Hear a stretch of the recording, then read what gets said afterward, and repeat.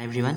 आज हम लोग टॉर्क और principle of conservation of angular momentum के बारे में एक क्विक रिवीजन करेंगे, क्योंकि ये दोनों टॉपिक्स आप लोग को पहले भी मिल चुका था, है ना। तो यहाँ पर नया कुछ नहीं है यहाँ पर तो सीखने के लिए।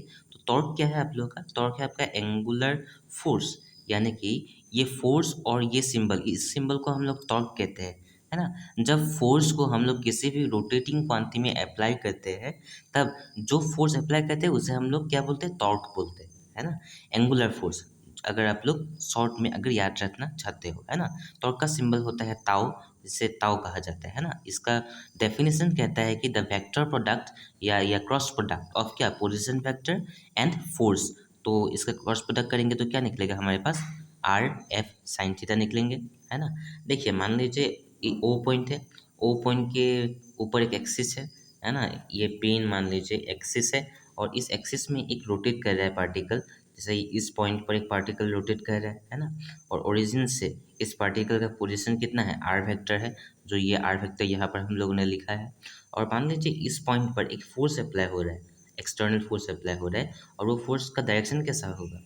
ऐसा होगा, एक टेंजेंट अगर आप लोग की ड्रॉ करें, है ना। मान लीजिए इस यहाँ पर एक पार्टिकल है, तो जो फोर्स होगा वो किस डायरेक्शन में है? टेंजेंशियल कंपोनेंट में है ना। और यहाँ पर जो आर वेक्टर है वो ओरिजिन से इस पॉइंट का डिस्टेंस है, और इन दोनों के बीच में एंगल क्या है? इन दोनों के बीच में एंगल है थीटा, जो हम लोग यहाँ पर साइन थीटा की तरफ लिख रहे हैं। और डायरेक्शन ऑफ टॉर्क कैसा होगा, यानी कि टॉर्क का डायरेक्शन कैसा होता है? देखिए, हमेशा परपेंडिकुलर होता है। आप लोग राइट हैंड रूल से भी इसे पता कर सकते हो। कैसे?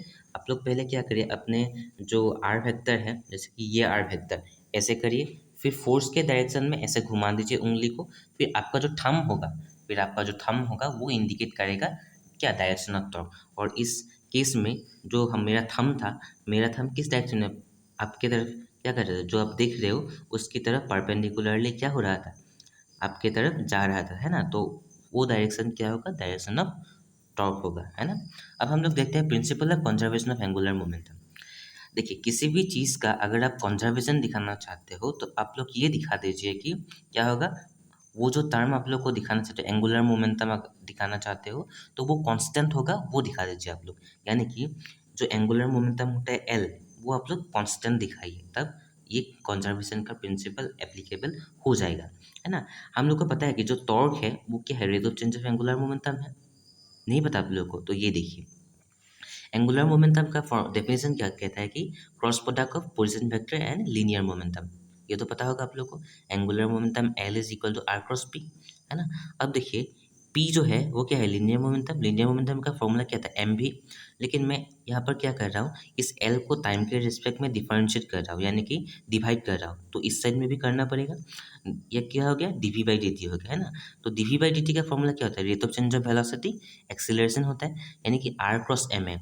आर क्रॉस एम है। तो यहाँ पर मैंने बताया था कि एम ए का वैल्यू क्या होता है? मास इंटू एक्सीलरेशन क्या होता है? फोर्स।